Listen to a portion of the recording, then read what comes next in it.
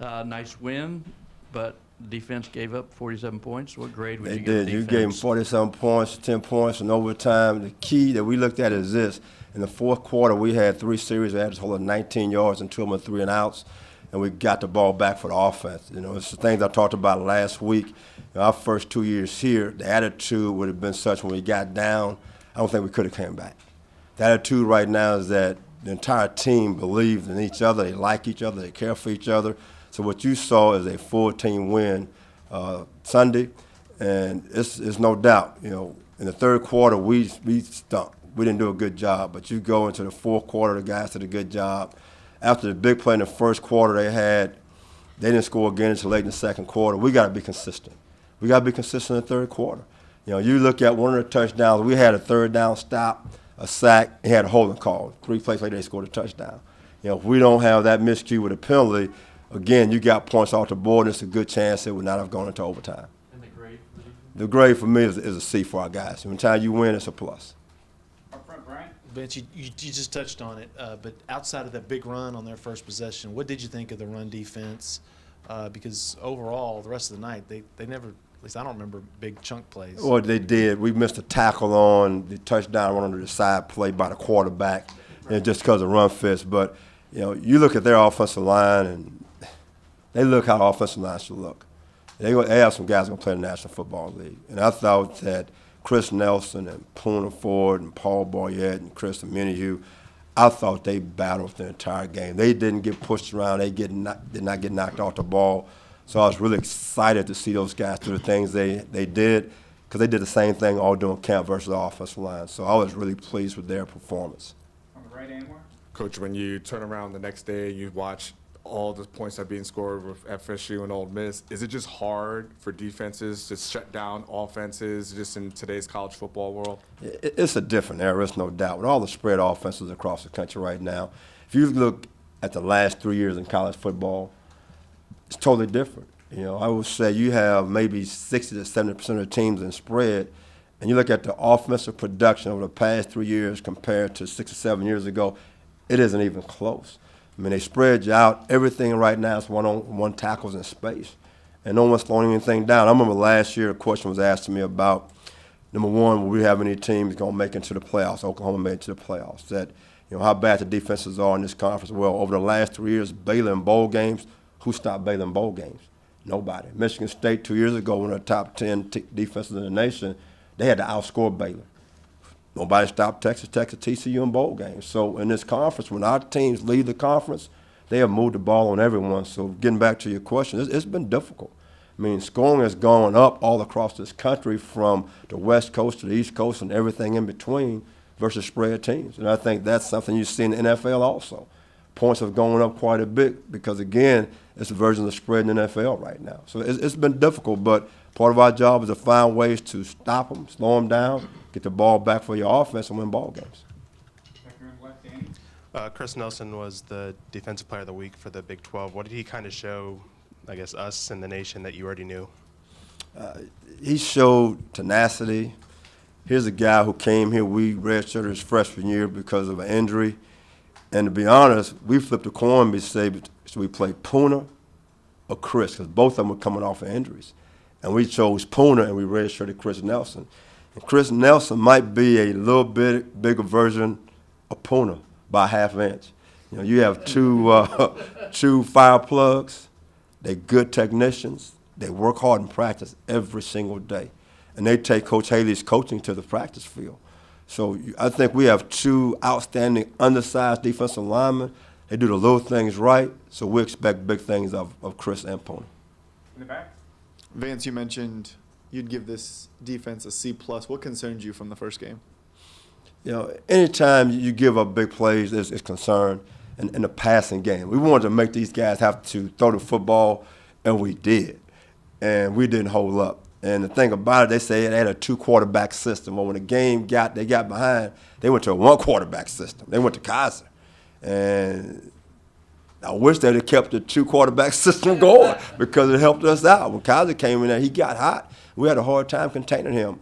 And as I said last week, he is a gifted athlete. He can run the football, which he did. He scrambled around, made some plays.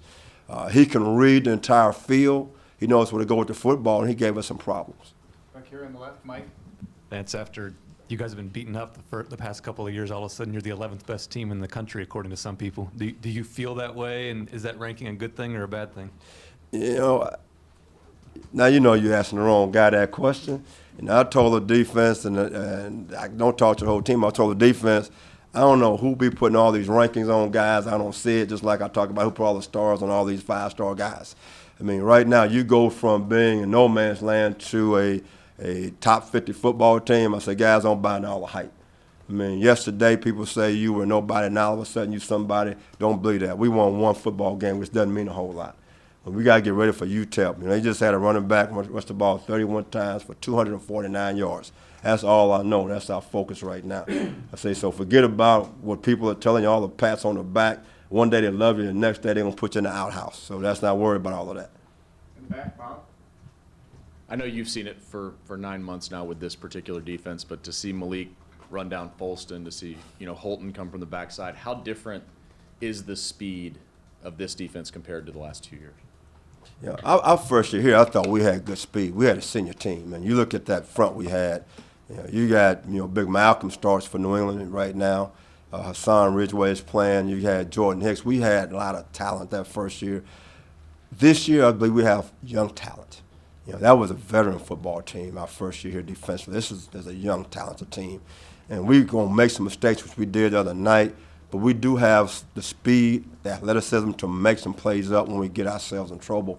And you saw some of those things, Sunday night. And as I spoke last week, we have a long way to go. Once we start cleaning up some of the minor mistakes, we're going to make strides in the right direction to continue to help us win football games, rather. The middle, Kirk. Yeah, back on the rankings, the coaches put y'all 20th and the writers put y'all 11th. So which group's smarter, would you say? Well, I think both of them have some highly intelligent people. Myself, I'll put ourselves at 50.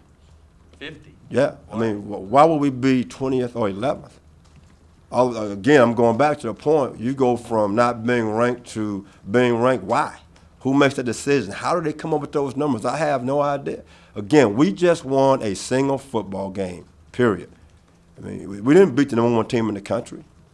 We beat a really good football team who had lost a lot of talented players that got drafted in the National Football League. And all of a sudden, we go from the outhouse to a top 25 football team. You know what?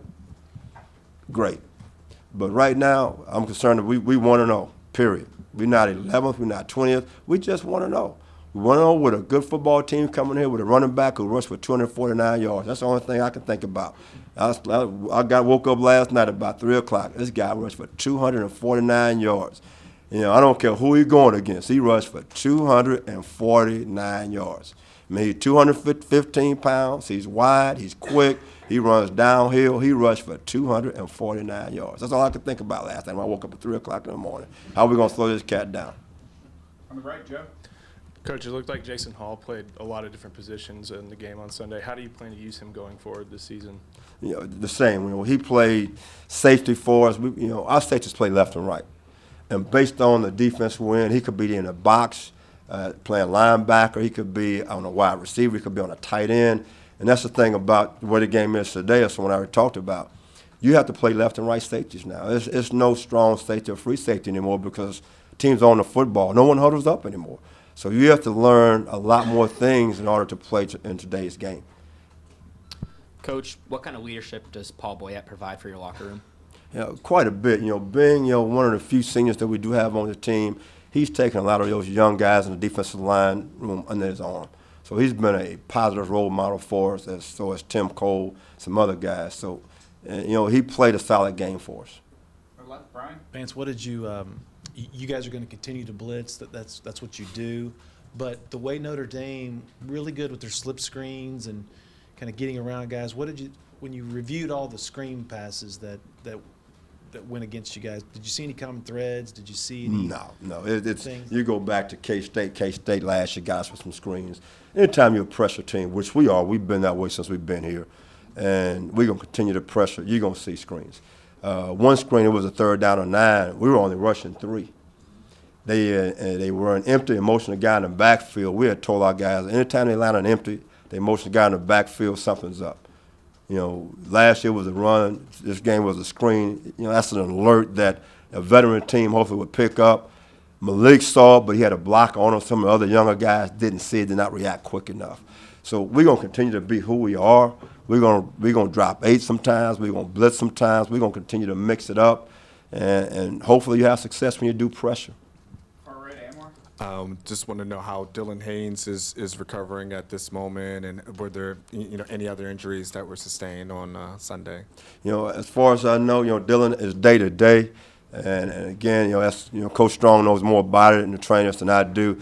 And, we haven't met on it as of yet today, so I'll find out when I go to practice. But he was walking around yesterday, and he was at practice yesterday. He wasn't in practice, but he was there. So as far as I know, it's day to day. Left, Mike. Staying on the DBs, it looked like Devontae had a rough start to the season. Could you kind of run down who played well and who didn't play well in the back four there? Kevin Vaccaro, we call him Bean. He played lights out. But you know what? He practices that way. He's another senior. The old man, Sherrod, I tell Sherrod, he's been here for 17 years. I mean, he ran to the ball like his life was on fire. I mean, those two guys did a great job. Jason Hall is another guy. When he had his reps, he played extremely hard. But again, you're talking about 3 guys that were veterans. And those guys kind of stood out to us. Some other guys were inconsistent. And Devontae was inconsistent. He got that fade route, on I think the 6th play of the game for a touchdown. And as a defensive back, you have to knock that off your shoulders. Deion Sanders got beat, but he didn't worry about it. And that's the biggest thing you have to get to young guys. You're going to get beat. So what? If you want to be a good defensive back, you move on to the next play. And that's something we have to continue to stress with our young defensive backs. Back right, Jeff. Vance, some of the guys, Malik and Nashawn, were saying after the game they feel like you trust them more when you're calling blitzes and maybe giving them a little more freedom. Is that the case? And at what point in a player's maturation what do you have to see for you to trust them more based on what your calls are in game? Practice. If they can go to practice and they can execute the defense, you trust them to do more things. And they already know, and the guys who work with in the defensive staff room, they know if something don't look good in practice, I'm quick to take it out. I'm not one of those guys that put in a lot of things. I truly believe in simplicity. I mean, the simpler you are, the faster guys can play. And we're multiple, but if it doesn't have carryover, it's out real fast. Because we go out there and we're confused, you get beat. And I don't want to put our guys in a situation where they're out there thinking what they have to do. I want them to play fast, to look smart, and to be sharp, and let's get numbers to the ball. Left, Danny. Going back to Sherrod, for someone who hadn't played in 3 years, why did you guys decide to give him the start, and how did you think he performed? Sherrod, again, he played well for us, and as a coaching staff, we thought he did a really good job. He started because he earned that right on how he practiced. He worked hard in practice. He made plays in practice. He took Coach Jennings' coaching every day to practice. He took it to the game. So the things we saw in practice, we saw the same things in the game. A guy who ran to the football. He's a guy who has a chip on his shoulder. He's come back from 2 major knee injuries on the same knee. And to be out there, that's called perseverance. And that shows leadership. That shows mental toughness. Those are things that this program has been built on over the years. So he's an example of what it means to be a Longhorn football player. On the right, Anwar. Coach, I didn't notice Chris Boyd out there on Sunday. I didn't know if he did or did not play. I don't know if you can expand on that. And then the only other one was about Jordan Elliott playing defensive end. Can you just talk about, that decision? Right now, Chris has been a special teams phenom for us, and he cramped up a little bit early, so that's one of the reasons he didn't get out there. You will see him out there this coming weekend, and we moved Jordan Elliott outside probably somewhere around the 2nd week of 2-day camp. He likes it out there on the edge, and I tell you, on one play, even though he's a freshman at 315 pounds, he hit one of those offensive tackles and knocked him back 5 yards, I'm sorry. You like that, see? A play with words. But the thing about it, he doesn't know how good he can be. He has the potential, which is a dangerous word, to be an extremely good football player, a dominant defensive lineman one day. He's not there right now, but once he wakes up, he starts believing the things that we say to him, he could be really special, in the years to come. And hopefully sooner than later, and that means this season. The left, Max. Vance, you talked about a lot of people loving you now. People want to say that Texas is back. Is it important that your players know that you're not back and this is just the start? If you're in the defensive meeting room, it's not a doubt in their mind that they're not back. I can tell you that right now. And the thing about it, one game, that's all it is. It's one game. And it's great that everyone's loving us right now, and it's a big win versus Notre Dame. There's no one who could be more excited than me. I played here. I go back to 1977 and 78 Cotton Bowl. We playing for the national championship, and we lost to Notre Dame. So it means as much to me as anybody walking around that we beat Notre Dame at home on national television. And I think they say in the fourth quarter, somewhere around 14 million people were looking at that ball game. But it's one game. And I let them know that. This one game, UTEP doesn't care. I can hear the coach right now from UTEP. They on 6th Street right now still celebrating the Notre Dame game. We're going to sneak in there quietly. We're going to run the football. We're going to keep that offense off the field. We're going to ground Chuck. We're going to hit him in the mouth. They're not going to be ready for what we bring to the table. I can hear what he's saying right now. Because you know why? I'm saying that to our guys right now. They're going to hit us in the mouth. They're going to double team us. They're going to run the power, the counter, the split zone. We're going to try to load the box. They're going to try to throw it over our head. That's what I'm saying to our guys right now. I said, let it go. So that Notre Dame game, it means nothing right now. The only thing that matters right now is UTEP. Get ready to play. You mentioned the high expectations you have for Chris Nelson, but even he said yesterday that he was surprised to get recognized by the Big 12 Defensive Player of the Week. Are you surprised at all by his performance, or is this what we can expect to see the rest of the year? I think you can expect to see that the rest of the year from Chris. Again, he's a technician. He's a guy that it's really important to him that he do the right things for his teammate. He's an ultimate role player. I mean, he wants to please his teammates. He doesn't want to let guys down. And when you have guys that are unselfish that way, those are the guys who turn out to be sometimes your best players.